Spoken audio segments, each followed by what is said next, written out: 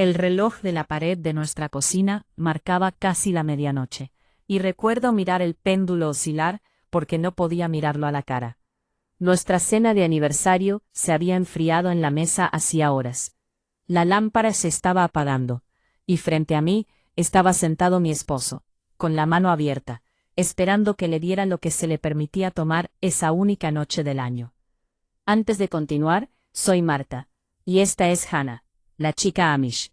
Crecí en una comunidad Amish de la antigua orden, en el condado de Lancaster, y ahora comparto las historias que nunca se nos permitió contar en voz alta.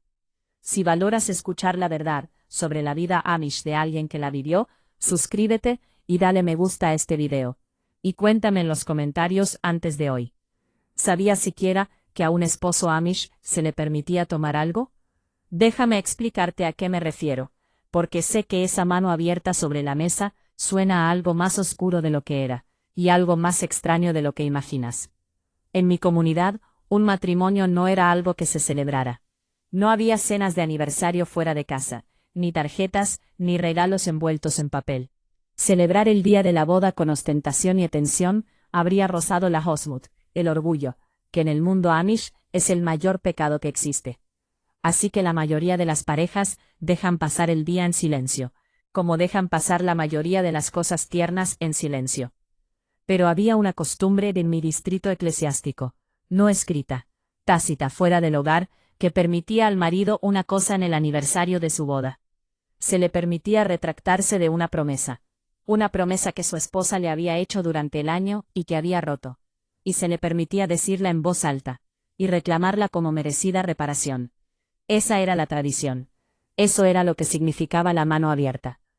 Yo tenía 19 años cuando me casé con Amos. En mi comunidad, eso no era escandaloso. Era lo normal.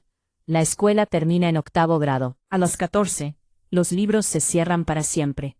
Y después de eso, el aprendizaje es práctico. Cocinar para las fiestas, coser vestidos sencillos, cuidar a los pequeños, ayudar en el establo. A los 16, vas a los cantos dominicales con el grupo de jóvenes. Y ahí es donde comienza el noviazgo discretamente. El mío duró menos de medio año. Un chico te lleva a casa en su carruaje. Empieza a visitarte los domingos por la tarde, y en cuestión de meses todos dan por hecho el compromiso.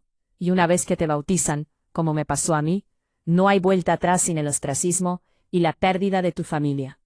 Así que sabía cómo se suponía que debía ser el matrimonio, desde fuera.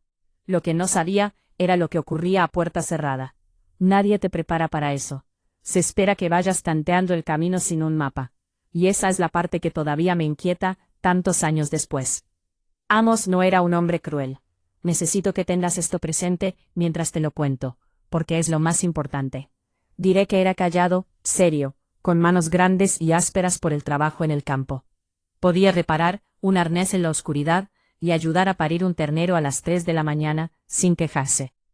Y el día que nos casamos, en duros bancos de madera en casa de mis padres, frente a casi 300 personas. El obispo predicó sobre la altura de la Galassim, la sumisión, sobre las esposas que se someten, sobre el marido que guía y la esposa que sigue. Recuerdo haber pensado, puedo hornear pasteles durante días. Puedo ordeñar vacas antes de que salga el sol. Pero no tengo ni idea de lo que este hombre me va a pedir cuando se cierre la puerta. Nuestro primer aniversario llegó en octubre siguiente. Y ni siquiera recordaba la costumbre, hasta que Amos se sentó a la mesa, esa noche después de que los pequeños se durmieran. Juntó las manos y esperó. Hay una parte de esta historia que no puedo contarles aquí. No en esta plataforma, no bajo estas reglas. El algoritmo tiene límites, y he aprendido exactamente dónde están, así que escribí el resto. Lentamente, sin suavizar, sin cortar, todo lo que la cámara no tiene permitido mostrar. El libro se llama El ordenamiento que nunca escribieron. 28 páginas de cómo se ve la vida sencilla desde dentro. El enlace está en el primer comentario de este video. Ahí es donde reside la parte que no pude decir en voz alta. Ahora, déjame contarte lo que sucedió en esa mesa. Quiero ser completamente honesta contigo. Le había hecho una promesa ese año, y la había roto. La primavera, cuando el dinero escaseaba, y la semilla costaba más de lo que teníamos, Le prometí a Amos que no volvería a pedirle ayuda a mi madre. Amos tenía su orgullo, como todos ellos. Y tomar dinero de la familia de su esposa era una vergüenza que no podía soportar. Pero el bebé necesitaba zapatos, y se acercaba el invierno. Y a sus espaldas, tomé $40 de la mano de mi madre en su cocina, y no dije nada. Él lo sabía. Por supuesto que lo sabía. En una comunidad Amish no hay secretos, solo cosas que aún no se han dicho. Y en nuestro aniversario, cuando la costumbre le permitía retractarse de una promesa rota, nombrarla y quedar satisfecho, abrió la mano sobre la mesa, y dijo en voz baja, «Marta, devuélvemelo». Pensé que se refería al dinero. Me quedé sentada con el corazón latiéndome con fuerza, tratando de averiguar cómo conseguiría los $40 que no teníamos. Y empecé a llorar, porque no los tenía, y le había fallado. Y no sabía qué precio tendría que pagar por recuperarlo. Me observó llorar durante un largo rato, y luego dijo algo, en lo que he pensado todos los días desde entonces. Dijo, «No el dinero, la promesa. Estoy retirando la promesa misma. A partir de esta noche, puedes ir con tu madre. Puedes pedir ayuda. Te libero de ella. Eso es lo que estoy quitando. Estoy quitando la regla que te impuse. Y quiero que entiendas lo que eso significaba, porque me llevó años de terapia después de irme para entenderlo completamente. La costumbre nunca se trató de que un esposo le quitara algo a su esposa. Eso es lo que parecía desde afuera. Eso es lo que temía que fuera. En realidad, en su forma más antigua y verdadera, era que a un esposo se le permitía una noche al año liberar a su esposa de una carga que le había impuesto, retirar una regla, retirar una exigencia, deshacer algo con lo que la había atado. Y Amos lo hizo 2 veces esa noche. Porque después de liberarme de la promesa sobre mi madre, se sentó muy quieto, y la lámpara proyectó largas sombras en la pared, y los caballos se movieron en el establo de afuera. Y dijo, «Hay una más». Su voz se quebró al decirlo. Dijo, «La noche que nos casamos, te dije que la esposa se somete y el esposo guía, porque el obispo lo dijo, y mi padre lo dijo, y yo no conocía otras palabras. También me retracto de eso. No te quiero por debajo de mí, te quiero a mi lado. Estoy demasiado cansado para ser guiado o para guiar. Solo quiero que lo llevemos juntos». Me senté en esa cocina, y lloré como nunca antes en mi vida. No de tristeza, sino del puro alivio de ser devuelta a mí misma, pedazo a pedazo, por un hombre al que no se le había dado más libertad para decir esas palabras que a mí para escucharlas. Esto es lo que nadie te cuenta. A la mañana siguiente, me desperté antes del amanecer, y me puse el delantal. Había vacas que ordeñar, una estufa que encender, y un niño al que alimentar. Y nadie preguntó qué había pasado entre nosotros la noche anterior. Y nadie lo haría jamás. En la cultura Amish, las cosas tiernas son privadas hasta el punto del silencio. Lo que sucede entre un esposo y una esposa permanece sellado dentro de esa casa para siempre. Mi amiga Rachel se casó a los 18, 2 años antes que yo. Años después, en su despensa, mientras necesitábamos pan, con cuidado de que nadie nos oyera, me contó sobre su propio aniversario. Su esposo también le había extendido la mano sobre la mesa. Pero su esposo no la liberó de nada. Usó la costumbre como la usan los temerosos. Él retiró una bondad. Una vez le había dicho que podía cantar mientras trabajaba. Ese año se retractó. La nombró y la tomó. Y ella no volvió a cantar en su propia cocina, durante 11 años. Fue entonces cuando comprendí algo más profundo sobre la tradición en la que me habían criado. La costumbre en sí no era buena ni mala. Era una herramienta, y hacía lo que estuviera en la mano que la sostenía. En una mano gentil, era una noche de libertad otorgada. En una mano dura, era una noche de libertad arrebatada. Y el orden, el código no escrito que gobernaba cada hora de nuestras vidas, nunca decía qué tipo de hombre te darían.